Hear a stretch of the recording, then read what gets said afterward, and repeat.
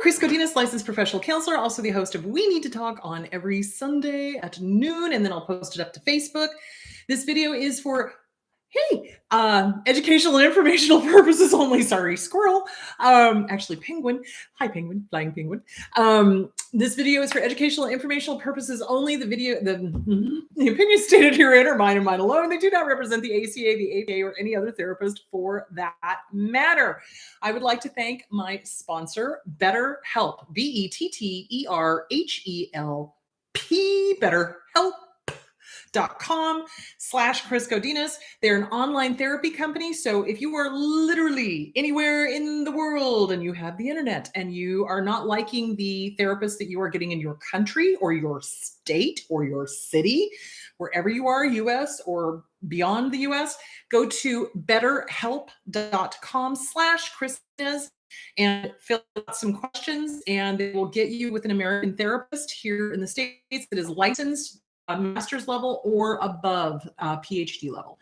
So there that is. So betterhelp.com/Chris Godinez. Fabulous. All right. So there's that. Oh my gosh, you guys, so much. Happy Halloween. Happy Halloween. Happy, oh gosh, can't say the Celtic. What is it? I'm going to say it wrong. Sowen, happy Sowen. So, happy Sowen. Happy Halloween. So, and no, it's not pronounced Samhain. So, anyway, so there's that. So, you may be wondering why I'm all dressed up. So, last night I was at a friend's wedding. It was fabulous. And what makes this wedding so amazing is that my friend Brittany and AJ, Brittany was in an abusive relationship for years and she got out. She worked on herself. She did the work. She did the workbooks. She did the self-esteem stuff. She stayed single. She met AJ. They fell in love. They got married last night. It was a masquerade ball party. It was fabulous. There was Broadway music everywhere. It was awesome. Everybody was wearing masquerade, the masquerade masks and everything. So it was just so much fun. Oh my God. And I cried. It's so funny. I've always done this. It's like at every single wedding, as soon as the bride starts walking down, I'm like, oh, they're so pretty. And I start crying. It was beautiful. It was a beautiful wedding. So congratulations to Brittany and AJ. May your days be filled with adventure and blessed with love. So congratulations. Anyway, so that's that. That's why I'm all dressed up, because it's Halloween. And I figure, when am I going to wear this dress ever again? So pretty much I'm going to be bouncing around the house in this today. So anyway, okay. So let's get some announcements out of the way. Okay, really, really, really important, guys. A little bit of housekeeping here.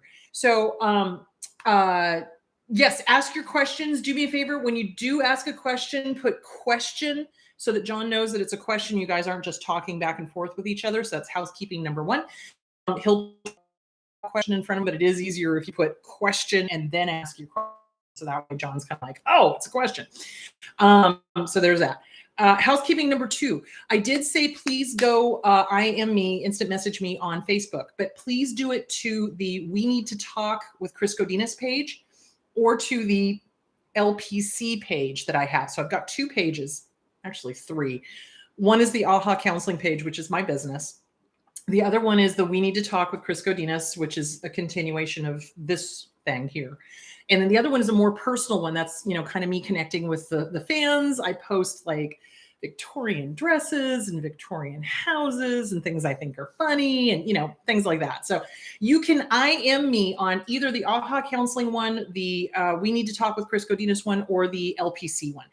If you IM me on my personal page, I just now saw one from literally 9 months ago. And I'm like, how come I didn't see that before? So I could at least address the question on air, et cetera.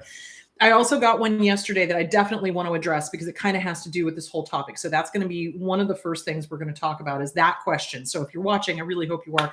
That's why I didn't IM you back, because if I IM anybody back on my personal page, now we're connected and I don't know people. So this is kind of like a boundary thing. So, and I know you didn't do it on purpose. So please don't beat yourself up. Everybody, it's confused. Social media is confusing. It is. So if you're going to IM me, please go IM me on We Need to Talk with Chris Godinez or the Chris Godinez LPC public speaker page. Those two would probably be the best ones because like my personal, it goes somewhere spam or junk or whatever, and it doesn't by me that somebody has tried to get a hold of me. And then I'm just like, oh my God, this is 9 months old. What the heck? So I apologize. If you have IM'd me on my personal page, please don't do that. Go ask it on the public pages. That would be great. Okay. Susanna Quintana, You're Still That Girl. Fabulous book. Highly recommend it. If you are struggling with leaving, or you've left and you're struggling with the feelings of that leftover because of all the oxytocin, she's great. Susanna Quintana, You're Still That Girl, SusannaQuintana.com. She's amazing. I love her. And we are still talking about maybe possibly doing a seminar April. We want to get through this whole flu season first and out of the winter and maybe into spring, see how things are going. If things are going okay, then we'll figure out how to do a seminar. And it's either going to be in Palm Springs or it's going to be in Scottsdale, one of the two. So, and I'm okay with either one, as long as it's not 110 degrees outside. And then there's my books. You Can Lead a Horse to Water, but you can't make him cha-cha, and What's Wrong with Your Dad, available on Kindle, also available on Audible. Yes, I do the reading for it because I really don't like some of the voice actors that I've heard do other books, because I'm like, nails on a blackboard. And then there is Shahida Arabi's highly sensitive person's guide to dealing with toxic people. Great suggestions for journaling. She's amazing. I love her. She's also got a and I think I posted it somewhere, and I'll repost it. I think I posted it on the LPC page. I'm pretty sure I posted it on the We Need to Talk page. She's doing a survey, because remember, she's in school, so she's doing a survey on dysfunctional relationships. It's completely anonymous, so that would be cool. If you are going through a domestic violence divorce with somebody who is disordered, Splitting by Randy Krieger and Bill Eddy is going to be your friend. I kid you not, because nobody is prepared for how cuckoo for Cocoa Puffs these people behave in the middle of a divorce. Because remember, they'll drag things out and they'll do crazy stuff. They would rather have a messed up, dysfunctional relationship to somebody than nothing at all. Okay, so I want to address the question that was asked to me on my personal page. So, and we're talking about toxic families, holidays, ex-laws, in-laws, exes, hoovering, the whole, because we're in the season. 'Tis the season for the Hoover. So let me address what the question was that was asked on my personal page, so to make sure that this person gets the help they need. So, okay, the question was, I am an older sibling. I've got younger siblings that are still stuck at home. I'm not quite out of the situation yet. I desperately want to help them. What do I do? Okay, so first and foremost, if you're still in the situation, it's really hard to help yourself, and it's really hard to help the other kids, because there's so many dynamics going on. So there's, you've got the best way to help the other kids is to help yourself. That's short answer. Best way to help the other kids is to help yourself. Get yourself stable, get yourself into therapy, get yourself working on all of the books, the SelfEsteem Workbook by Glenn Schiraldi, the Disease to Please by Harriet Breaker, the Inner Child Workbook by Catherine Taylor. Get yourself set, and then you can turn around and pour into their pots. So you cannot pour from an empty pot, is basically what it is. So it always boils down to self-esteem. Self-esteem, self-esteem, self-esteem. You work on your self-esteem, you help them with their self-esteem. Once you get out, then you can start helping them a little bit more with their self-esteem. And once they're legally adult, I just don't understand. Don't get me started about these parents that are like, oh, I can't wait until they're 18 so I can get rid of them. And my dad was like that. And I'm just like, at age 18, I was so immature because of the hobbling that I got from my family. I wouldn't know how to care for myself. I wouldn't know how to balance a checkbook, because they wouldn't let me, when I was a teenager, learn all of the basic skills. Because remember, they hobble us. So you get yourself set. And as you're getting yourself set, encourage them with the self-esteem, encourage them with the mirror work, and you can teach that to them, and they can do that on their own. Okay. In the mirror without the parents around. So I know where you're coming from, sweetie, and you do the best you can, and hopefully they want the help. That's because this is what I want to talk about. Some siblings just don't want the help. Some siblings are trauma bonded to the abusive parent. And so they're not going to leave that abusive parent. They're going to feel guilty. They're going to feel fear, obligation, and guilt. So the best thing to do is get with a therapist as soon as you can, start reading the books that I recommend, fill your own pot, get your self-esteem where it needs to be rock solid. You can turn around and teach the younger ones what you've learned.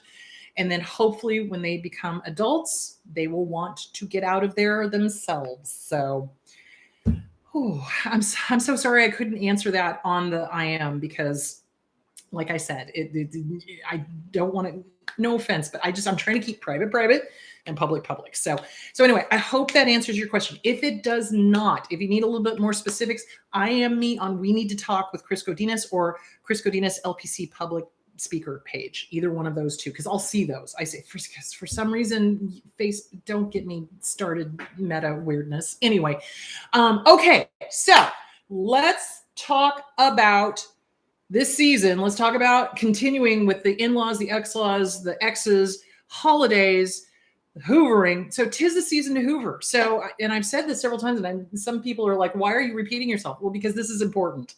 So between now and February, middle of February, Valentine's Day. Between now and February is Hoover season. Between now and February is guilt tripping season. Between now and February is fear, obligation, and guilt season. Seriously, I'm not kidding you. So these toxic parents, toxic in-laws, toxic ex-laws, toxic siblings, toxic sibling in-laws, all of them behave the exact same way. They use fear, they use obligation, and they use guilt. So recently, I've had several clients struggling with telling their toxic parents, no, we are not coming over to your house for Thanksgiving. No, we are not coming over to your house for Christmas. I will host it at my house. And of course, the toxic parent who's a control freak freaked out and started a smear campaign and the whole thing. So basically, what I want to get everybody thinking about is that you have the right to have boundaries. You do.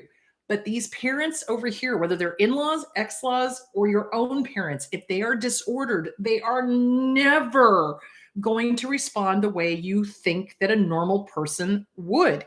And what's really tripping the people out that are trying to draw boundaries is that the inner child is feeling guilty for drawing a boundary. The inner child is feeling sad for having to draw a boundary. The inner child is feeling abandoned, hurt, etc. So this is why it is so important to understand toxic people don't respond or act or think or feel the way we do. And coming into the holiday season, Halloween tonight, Halloween, Thanksgiving, Christmas, New Year's, and Valentine's Day. All of this is an opportunity for the abuser to hoover. All of these are an opportunity for the abuser to get us to walk down memory lane. Oh, wasn't it so great when we had all the family together? And of course, they're completely, waxing over or whatever that's called, smoothing over the fights or the dysfunction or the drunkenness or the abuse or the whatever, they're not. So they're trying to play on the sentimentality of the season and adult in-laws, parents, in-laws do this. They work on the spouse. Oh, well, but we've always had this family tradition. So here's what drives me crazy. Once a kid gets married, okay, they have the right to have their own traditions. Let them have their own traditions. If the family is not allowing that spouse, those kids, to go have their own traditions, Houston, there is a huge problem. Because yes, it is kind of sad for the mom and the dad. Oh, things are changing. Oh, they've got their own family now, or they're their own unit now, or, we're going to have to do things differently. But a healthy, normal mom and dad would go, great, go have your own holiday, have fun. We love you. Let us know how it goes, And then the healthy mom and dad go off and do their own thing. And the couple goes off and does their own thing.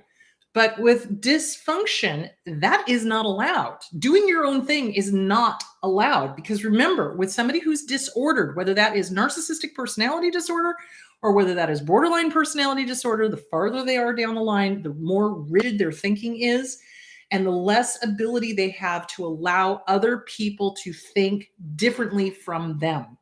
So with the narcissist, it's a power and control thing. With the borderlines, it's a fear thing, because it's like, well, no, you have to think the same way I do, because they think they're wrong otherwise.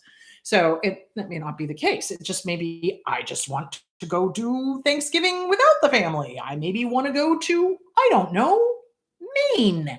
I've never been to Maine. I'd like to go to Maine. But anyway, the point being is that, you want to do something different. And instead of just going, oh, they want to do something different, a personality disordered person will take it personally and they will internalize it, and then they will strike out like a cobra. So in other words, when you draw boundaries, be prepared. The narcissistic family or the disordered family, whether it's in-laws, whether it's your parents, whether it's your siblings, whatever, they are going to take it personally, the boundary, because they don't like the word no. We'll talk about that in a minute. And they will strike out. So it's talionic thinking. It's that eye for an eye, tooth for a tooth. I'm going to get you, tit for tat. You did this, I'm going to do that. It's very childish. It's extremely childish. You're dealing with somebody who's probably on the level of a 1-year-old at that point. So, because it's reactionary. It's reactionary. It's not a thought out thing. But hold on. No, I don't mean not thought out as in, oh, they're innocent. No. They know what they're doing. But this is a knee-jerk reaction. This is them being nasty. This is them being controlling. This is them being manipulative. This is them, et cetera. So, all right. So I had some questions on toxic in-law siblings. So brothers-in-law, sisters-in-law.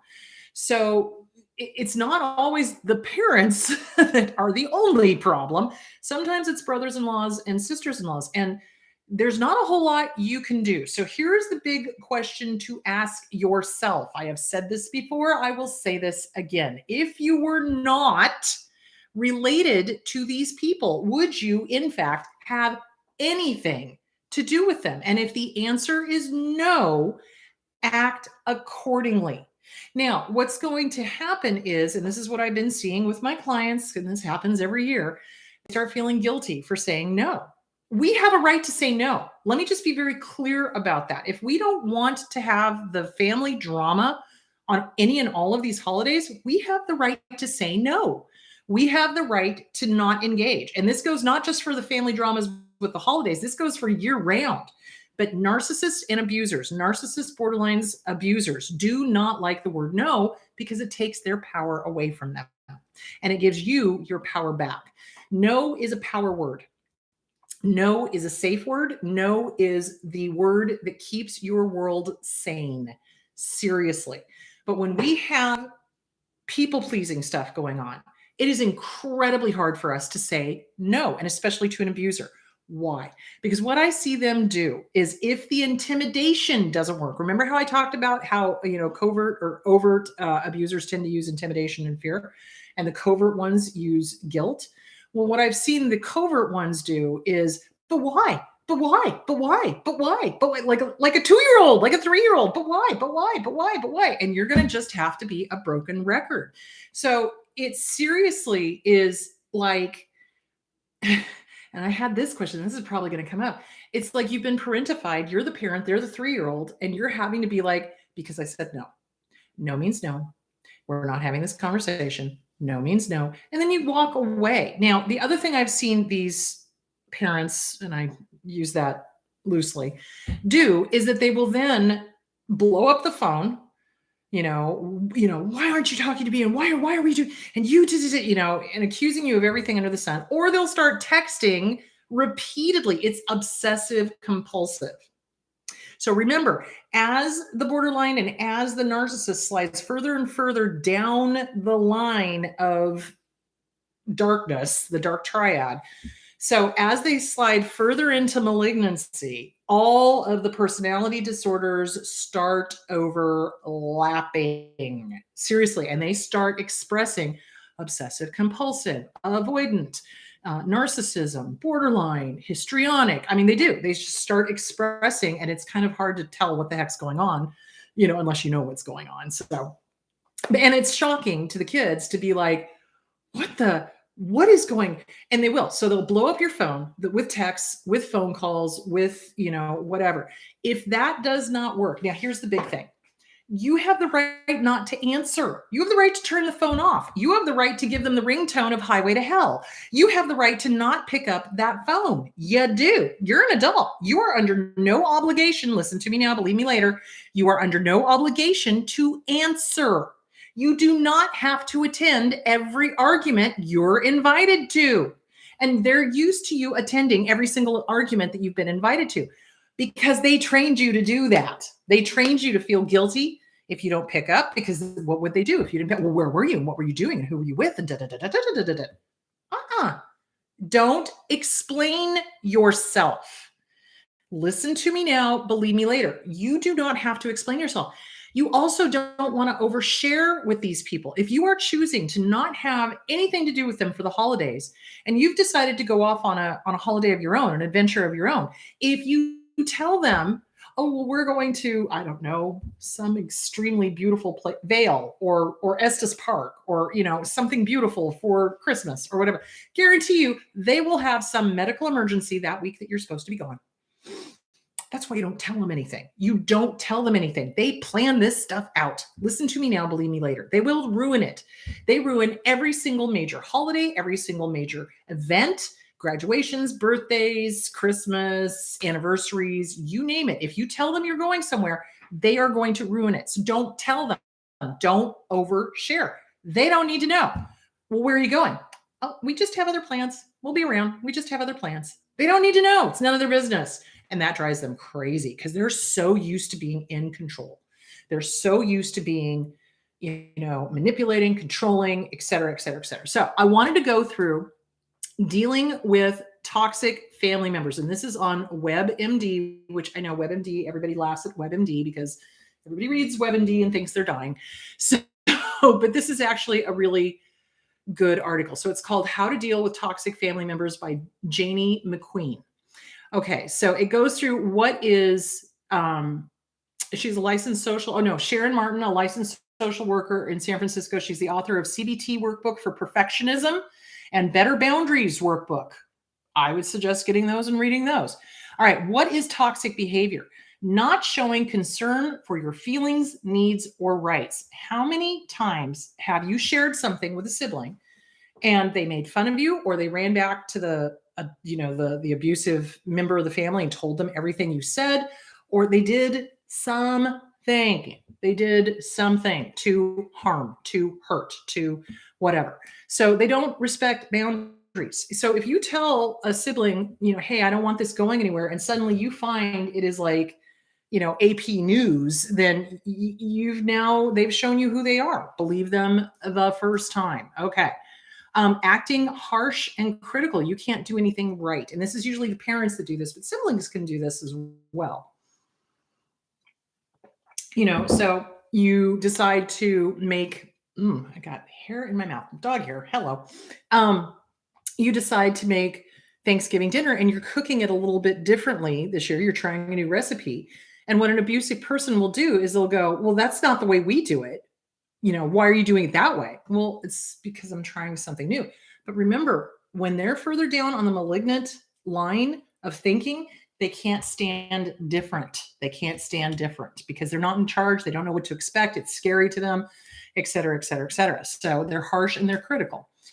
Calling you names. So, you know, if you have a sibling or a parent that calls you names, that's not okay. That's toxic. I cannot tell you the number of times I've had to work with clients, couples counseling, when I used to do couples counseling, and I would have to explain to them that calling their beloved a biatch or an a-hole was not a term of endearment.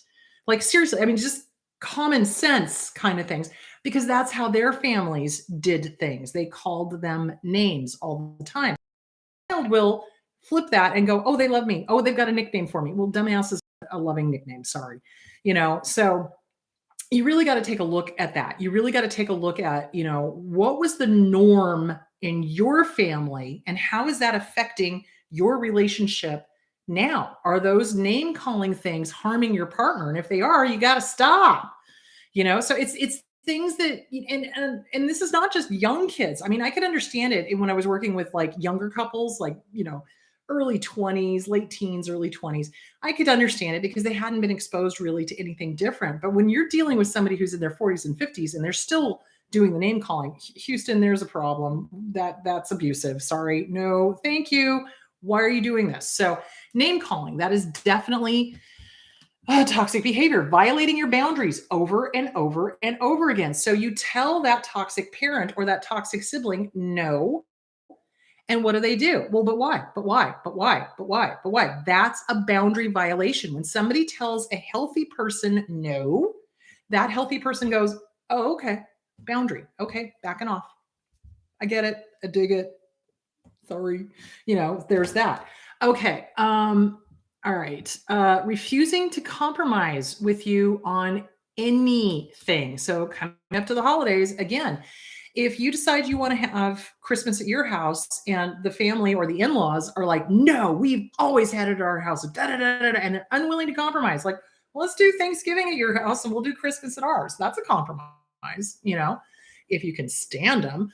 But they won't do that. They don't compromise. Toxic people do not compromise. Toxic siblings do not compromise. You always have to meet them on their ground, their agenda, not middle ground or vice versa, not sharing. They don't share. They don't play well with others. Let's just put it that way.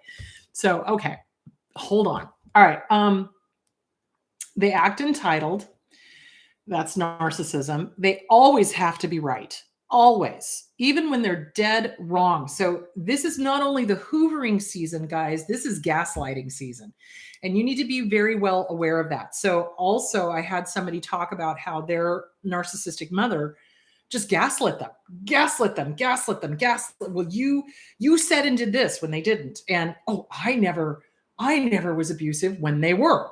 So remember, abusers have got abuse amnesia. They forget, bunny ears, what they've done, and they will project onto you the things that they're doing or accuse you of the things that they are doing. So you're going to be dealing with a lot of that, and this is the time of year when, if you've gone no contact with abusive family, with a toxic sibling or in-laws or sibling in-laws or family or parents or cousins, aunts, uncles, grandparents, this is the time of year where they will suddenly, slip back around and try to slip in using guilt, using fear, using obligation, using the walking down the primrose path. Oh, wasn't it so wonderful when we did this, that, and the other thing? So yeah. And they always have to be right. And if you call them on their behavior, they'll deny it, or they'll say you're not remembering it right. That's the one thing I've heard a lot. Oh, you're not remembering it right. And I'm just like, yeah, they are. Yeah, they're remembering it right. So it's gaslighting. It's getting you to question your own reality. It's getting you to question what you know to be true. Because if you're questioning it, that's their opportunity to slip the foot in the door and start wedging their way in and going, oh, you're not remembering that right. I'm really a good person. We need to be together. Whatever that is. So be very aware of that. Trust your gut. This is why I say write things down that have happened over the holidays that you don't want to have happen again. What has happened every single holiday that you've had to spend with these bozos that you never want to experience again? For me, with my dad, there was not a holiday that did not end in tears. He would inevitably hit me. I think it was his favorite punching bag, and he would ruin the dinner, or he would ruin the day, or he would ruin whatever we were doing. And up to that point in time, we've been kind of having a good time. So it's like they can't stand peace and quiet. Don't expect them to behave well. Write down what they did and why you don't want to be spending the holidays with them. You have a right to peace and quiet. You have a right to have a joyous, fun holiday, no matter what that holiday is, whether it's Halloween, Thanksgiving, Christmas, New Year's, whatever. So write down what they did so you can remember, oh, yeah, this is why I don't want to have them around. This is why I am not interested. Thank you. So a narcissistic mother-in-law, for example, will ruin the daughter-in-law's birthday every year without fail. And if the couple somehow manages to sneak off and go do their own thing, that mother-in-law will be waiting for them to punish them, to do the poor me, to do the whole, well, what did you get me? That. Remember how I talked about if you got your own job and you're working, that in-law will then demand that you buy them things, or that if you buy something nice for yourself, you have to buy them something nice. And that's not just in-laws. I've seen narcissistic spouses do that. I've seen, abusive parents do that. I've seen abusive grandparents do that. It's the disorder because they think they're entitled. They think they're entitled to your money and your time. So there is that. The rules don't apply to them. The rules don't apply to them. Making unfair demands of you. So they will demand that you and your spouse and your kids drive 8 hours to go do Thanksgiving, but they won't put you up. They'll demand that you spend days and days and days with them, not acknowledging that both of you work and the kids have got school. That I see a lot. So it's amazing to me. And siblings do this too. So siblings will be like, well, you need to come here and spend 2 weeks doing this. And it's like, the person works. The person's got a job. They don't get paid if they don't work. So, what is that about? But, narcissistic siblings, in-laws refuse to acknowledge that anybody else's wants or needs exist. And you've got to stop thinking that they're ever going to put you guys on the front burner, ever, for anything. And I think part of the questions that I was getting over this last couple of weeks doing this stuff on in-laws and ex-laws and exes and this, that, and the other thing is, what if your spouse absolutely is not seeing it? What if they are making excuses? What if they are going along with the abusive family? That's when you've got a real problem. That's when you're dealing either with a minor narcissist themselves, or they've just been so indoctrinated that they need therapy if they'll go get it. If they refuse to go get therapy, there's your answer. Anybody who's unwilling to go get therapy when their spouse comes to them and says, Houston, we got a problem. Your mom and dad are doing this. This is harmful. This is hurtful. We need to go to therapy to get on the same page. And if they go, no, I'm not going to therapy, there's nothing wrong, that's when you got to start looking at getting out. Because they are probably just following along with the narcissistic BS that's going on in their family. A healthy, normal person, a healthy spouse, or a healthy your spouse whose family may have narcissism in it, is able to go, yeah, you're right, that's not normal, I'm going to go get help. And they do. But the ones who are narcissists themselves, they don't. So be aware of that. Okay. Not taking responsibility for their actions. So the gaslighting, like I talked about. Oh, I never said that. I never did that. Blaming others for their mistakes or flaws. How are we doing on time? Oh, geez, Louise. They never apologize. Anybody who never apologizes and doesn't do a really sincere apology, you're dealing with somebody who's toxic. You're dealing with somebody who's abusive. You're dealing with somebody who's disordered. And you don't want to be around them. Healthy, normal people clean up their messes. Clean up on aisle 3. My bad. I did that. I'm sorry. How can I make this better? What amends can I make? You try to make amends. If they let you, you do. If they don't, you don't. Okay, hold on. And we're going to get to the questions. Hang on. Wild mood swings, behavior swings, and sessions of rage. So the mood swings. So this is what my dad would do. He would go from fine at the family meeting until he had a thought in his head and decided I looked at him the wrong way. And then I'd get backhanded, or they go from happy to sad, or happy to angry, or happy to, whatever other emotions. Lots of drama. So if this is happening at your holiday get-togethers, this is your clue. You don't need this. And you don't have to tell them why. I'm sorry, we're just not going to be there this year. We've got other plans. And you leave it at that. And if they blow up your phone demanding to know what, or if they start sending the flying monkeys, you don't have to respond. You're not obligated to respond or engage in every single argument you're invited to. So I just want to remind you of that. Okay, quickly, one more thing. They lie or guilt you to get their way. So they lie to you. Oh, well, that creepy uncle that abused you won't be at the dinner. And then you show up and the creepy uncle who abused you is at the dinner. How many times does that happen? A lot.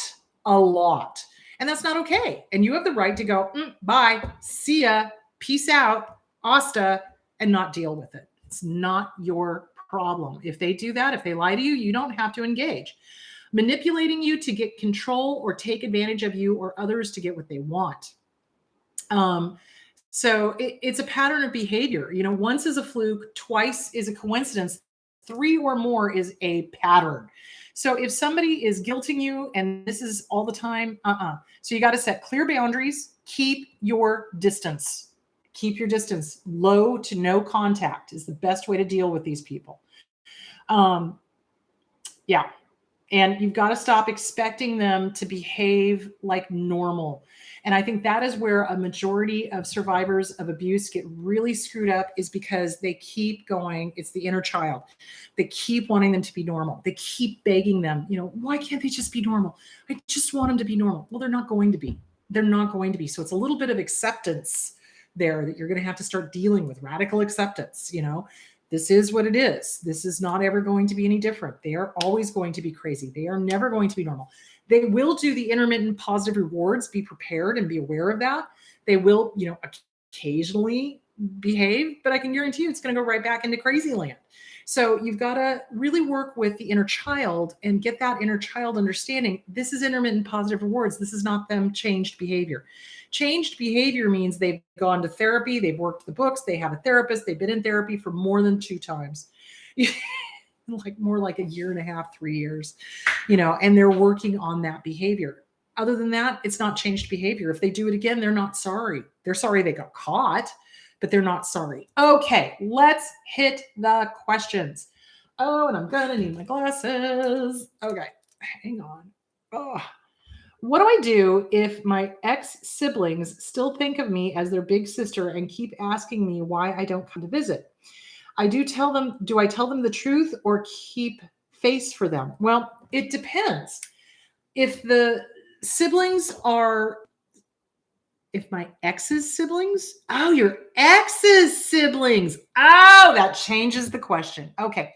So what do I do if my ex's siblings still think of me as their big sister and keep asking why I don't come to visit? Do I tell them the truth or keep face with them? Well, I don't know the situation and I don't know the ex's siblings, but you have to ask yourself, it's like, what is to be gained by telling them the truth? Will they accept that, or will they run back to your ex and start a big family drama? And if you enjoyed the ex's siblings, if you liked them, there's nothing that says you cannot go out to coffee with them, but just be very guarded, keep up a guard. You don't have to share everything. You don't have to tell them everything. You can still see them if you want. But if they have shown you a different side of themselves that is not nice, that does do flying monkey, that does do harmful, hurtful, etc., then you don't have to. And you just, sorry, really busy. You just keep them at arm's length if that's the case. But if they've done nothing and it's just because they're related to your ex, you could go out to coffee with them, have your shields up, phasers on stun, and you give them nothing that you don't care to have go back to the ex. So it's up to you. And it depends on your relationship with them, and especially since they look at you like a big sister. It's, what are you comfortable with? What is your gut telling you? Do a pro and a con list. What are the pros of seeing these kids? What are the cons of seeing these kids? When I say kids, I mean probably adults, but so do you see where I'm going with that? So write it out, trust your gut, and don't make yourself wrong. If you decide to go no contact, that is your right, especially if your ex was abusive and if you don't trust them. So, you really kind of have to see how you feel and see what the pros and cons are, and then go from there. And if you feel you can do coffee with them and keep it, civil and kind of distant, then do that, but if you don't feel safe, don't do it. So it's really kind of going with your gut. I have been no contact with my narcissistic alcoholic mother since August. Am I a terrible person if I don't call her on Thanksgiving or Christmas? No, of course not. Here's the deal, guys. When we go no contact is no contact. And especially when somebody is verbally, physically abusive, any of those, mentally abusive, emotionally abusive, they're drug addicts, they're alcoholics, behavior is not changed. They're not in AA. They're not in a rehab. They're not changing. They don't have a therapist. Why in the hell would you walk back into that? You are under no obligation. Fear, obligation, guilt, fog. So who's telling you you're a terrible person? Is that flying monkeys? Oh, I sounded like the church lady there. Is it flying monkeys, perhaps? Satan? Seriously, it's like, who's telling you you're a terrible person? So here's the deal. In our society, we have got this weird Judeo-Christian thing about honor thy mother and father. And the very next line is, parents, do not bring your children to anger. It is a two-way street. It is, and we are under no obligation to have a relationship with somebody who is harmful, hurtful, or abusive. We cannot fix them because we did not break them. And having contact with that person is not going to help that person. It's not going to change that person. It's not going to make that person get better or whatever. All it's going to do is harm us. So when I've had clients that did out of guilt and out of some flying monkey, okay, flying monkeys are the ones that are going to come around on the behalf of the abuser. Why aren't you calling your mother? Why aren't you talking to your father? Why aren't you, and they don't know the situation, or maybe they do know the situation and they're intentionally siding with the abuser. There's your clue. Anybody who is siding with an abuser after knowing what has been going on is abusive themselves. Flying monkeys are one of two varieties. So they're either, Pollyanna, don't understand. They've never been around abuse. They don't get it. They don't know how it works. They don't understand how an abuser can be intentionally evil. They don't, they just don't get it, right? So there's those, and those can be educated. And if they can't be educated, then they are the other kind, which is a minor narcissist themselves. They're enjoying the drama. They're enjoying the chaos. They're enjoying stirring the pot. They're enjoying, throwing gasoline on the fire and then sitting back going, oh, ain't it warm? Yeah, those types. You know what I'm saying? So yeah, you are under no obligation to call anybody for anything unless you want to. Now, if you do choose to get into contact with your parent, knowing that they're an alcoholic and that they're abusive, be prepared. Be prepared for the guilt tripping, be prepared for the obligation, and be prepared for the fear, because that's their currency. That's what they do. If they're not working on themselves, it's never going to be any different. So don't feel guilty for choosing you and your safety over contacting an abuser and stroking their ego. That's what I got to say about that. Okay.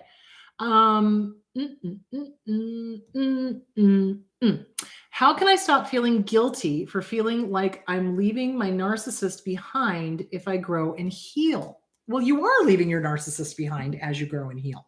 Narcissists do not change. Why are you feeling guilty? Who is causing the guilt? Who taught you to feel guilty for doing better than someone else? Inner Child Workbook, Catherine Taylor. Guarantee it, you've been groomed. Some narcissistic parents cannot stand it when their child or anybody outdoes them, when somebody does better than them. How dare you? How dare you do better than me? How dare you be more successful? How dare you? And so we start feeling guilty for existing. And I talked about this a couple of weeks ago, guilty for existing, guilty for having basic needs, guilty for doing well, guilty for getting a degree, guilty for having a successful career, guilty for having a successful business, guilty for being happy, guilty for being sad. We just feel guilty all the damn time because they've trained us to feel guilty. So what I would do is I would write a letter to the guilt, and it would be a go pound sand letter. Dear guilt, bleep the bleepity bleep bleep out of bleeping, bleep you. I refuse. I refuse.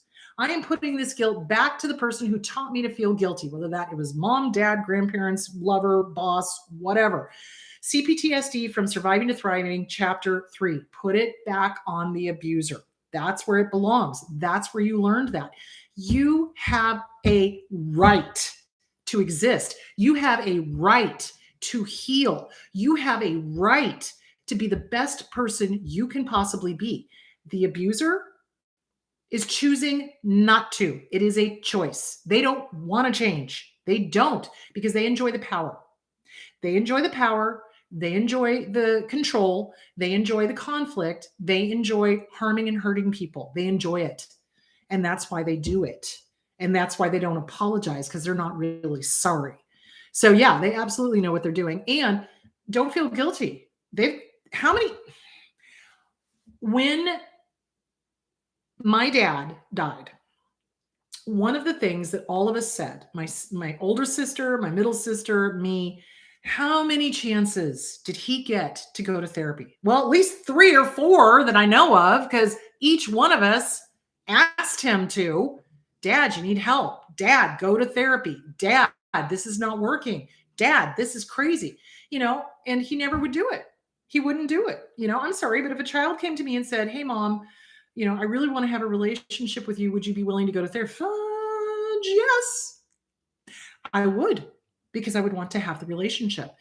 Relationships mean nothing to narcissists. We have no more meaning to a narcissist than this pen. We are something to be used, and that is it. And they don't want to work on themselves because they don't want to find out that they're wrong, because they are. So there is that. So they have plenty of opportunity to work on themselves, and they don't take it. If your leaving was not enough of a wake-up call for this person, there is not going to be anything on the face of the planet that is. You go heal you. You bulletproof you so that you never have to date another one of these jackwagons again. Go work on all of the Self-Esteem Workbook by Glenn Schiraldi, The Disease to Please by Harriet Breaker, CPTSD from Surviving to Thriving by Pete Walker, Put That Guilt Back on the Abuser. Make yourself bulletproof and work on the Inner Child Workbook by Catherine Taylor, so that your inner child is not looking out there going, oh, this person reminds me of my abuser. I know if I can make this person love me, I'll prove my family wrong. Half of a doo-doo sandwich, half of a doo-doo sandwich, total doo-doo sandwich. So you get to work on you so that you don't ever have to try to work out that relationship again. It's not your job. It's not your job. You're not going to make them better by you not growing. You're not. They're just going to continue down their path of destruction because this is their karmatic path they've chosen, and they're not changing. And even though they've gotten tons of opportunity too, they're not going to. Okay, so you go work on you. And when the guilt pops up, you write it a letter, you tell it to pound sand, you figure out where it came from, you put it back on whoever made you feel guilty for outdoing them. You have a right. This is not a competition, but abusive parents make it a competition. They are in competition with their own children. They're in competition with the grandchildren. They're in competition with the dogs. They're in competition with the cat. They're in competition with the neighbor. They're in competition with everybody because to them, it's a competition. They have to win. And they often don't. It drives them crazy, and so then they'll make the person wrong for having outdone them. Don't fall for that. Don't fall for that. All right, let's get to the next question. How are we doing on time? Okay. What is the difference between tooth for a tooth and being justified in being angry? Okay, so the difference is revenge versus I'm pissed. So an eye for an eye, a tooth for a tooth. That is talionic thinking. That is tit for tat. I'm going to hurt you the way you hurt me. I'm going to make you feel the way I felt. Well, you can't, because they don't feel. Let me just be clear in this. They do not feel the same way we do. They do not process emotions the same way we do. They do not have emotions the same way we do. They don't. They can fake it. Psychopaths can fake emotions, but they don't really process or feel the way we do. So revenge is a fool's game because this feeds the narcissist's need for supply. Oh, goody, goody, goody. Oh, I've got somebody arguing with me. Oh, they're paying attention to me. Oh, this is great. Take that. When are they gonna answer back? When are they gonna answer back? When are they gonna? Oh, look, they answered back. Oh, they love it. So again, if you've ever watched What We Do in the Shadows, one of the episodes was Colin Robinson getting a troll online. It turned out to be a real troll. And they were going back and forth. And it was feeding the narcissistic ego. It was feeding the ego. It was feeding the narcissistic supply, basically. So you don't ever want to get into a tit for tat with a narcissist or an abuser. The best way to quote unquote hurt them, it's not really hurting them, but the best way to take the wind out of their sails, give them nothing. Like nothing. No anger, no sadness, no hurt, no happy, no I miss you, no nothing. No contact. Gray rock. Look at the time. Whatever. You give them nothing. That drives them crazy more than anything else. Not responding to their bait, not responding to their hook. I had a troll on Instagram, and they thought for sure I was going to respond, and I just went delete. Nope, you are not worth my time of day. Sorry, I know what you are. So that drives them crazy. That will do more damage than if you sit there and get into this tit for tat. I'm going to get you. I'm going to revenge. You know, revenge is picking up 2 hot coals to throw them at somebody else. You're the only person getting burned. The best way to get revenge is to live your best life. Go do you. Go be happy. Go explore what you want to do, your wants, your needs, your desires. Put you on the front burner. Fill up your pot so you can pour into other people's cups and help them. That is the best revenge, because the more people that are educated on this stuff, the more people that understand they're not alone, which is, again, Will Wheaton, love him. He's been posting a lot of stuff on what he's been thinking and feeling and all of the anxiety and all of this. And I'm like, thank God, because that lets people know they're not alone. And he's famous. So it's like, it helps when famous people go, yes, this happened to me. This is how I feel. This is what I'm going through. And then other people go, oh, thank God. I thought I was the only one, you know? So yeah, it's tit for tat does nothing, but I'll tell you what does do something is educating the crap out of everybody and just ignoring them and living your best life. That's the best revenge. That really is. The best revenge is no revenge. The best revenge is you living your life well. So there that is. Okay. I hope that explained it. If it doesn't, I am me. Okay. I moved to another country many years ago. A week before Christmas, my narcissistic mother told everyone she was upset. I was never invited for Christmas as she didn't want me there. Why would she be upset? Well, so here's the thing. Narcissists, the holidays are about them. Even our Lord and Savior Jesus Christ, it's not about them. It's about the narcissist. Like, seriously, Christmas should be about, you know, Christianity, Christmas, Jesus, the whole thing, whatever, you know, or solstice, whatever, you know, I mean, so that whole season should be about that thing, right? But no, it's about the narcissist. So how can the narcissist get the most attention possible? By playing the victim. I'm upset. You know, crazy. And don't expect them to ever behave normally around any of these holidays. So like, okay, last night I went to a beautiful, beautiful wedding. Thank God there were no disordered people there. The wedding went off without a hitch. How many weddings have you participated in or seen or heard about where inevitably one disordered person tried to make it about them? You know, I mean, it happens all the time. Narcissists always make every single special day, special event, anniversary, birthday, wedding, funeral, holidays about them. So they will manufacture diseases, illnesses, I'm upset, you know, some problem. And it's to gain attention. It's to gain attention. It's attention seeking is basically what it is. Live your best life. Don't take it personally. Just go live your best life. Okay. When I was very young, my narcissistic mother bought her children gifts for Christmas, but never me. Nah. The golden child would go on and on and on about how great their gifts were. Why did she do this? Okay. So narcissist stepmothers or narcissist mothers, or, you know, basically any of these people. Again, if it's their children, they'll sometimes, it depends on the narcissist and it depends on what the reasoning is. So when narcissists slight a child, it's because they're favoring their own, and that's crazy. You know, it's like if you marry somebody and they have a kid, that kind of now becomes your kid. You know, I mean, it's like, not that you're going to be taking over the part of the parent, but it's like you treat them equally. You don't favor your children over the stepchild. You know, it's like everybody is treated equally kind of thing, because you don't want to set up that weirdness.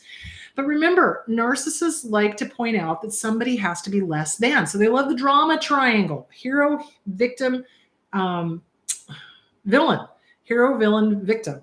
So, you know, you're the bad guy for being there, you know, and so they're going to make sure that their kids are taken care of and they're the hero for doing them well and stuff like that.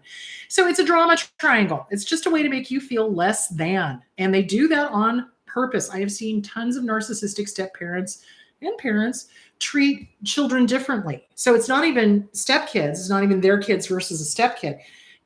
And it could be all of their children, and they will set up, one is the golden child, one is the ignored middle child, one is the scapegoat.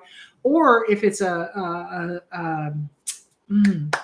only child situation, that poor kid has to play all the roles. So the narcissist constantly has to have a drama triangle, and they'll manufacture it whatever way they can. That's why they do the things that they do, and that's why they are so reprehensible, because it's usually harming a child. All right.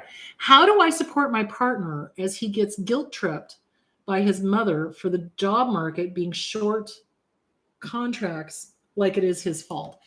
Okay. So basically, I would strongly suggest working on the self-esteem workbook.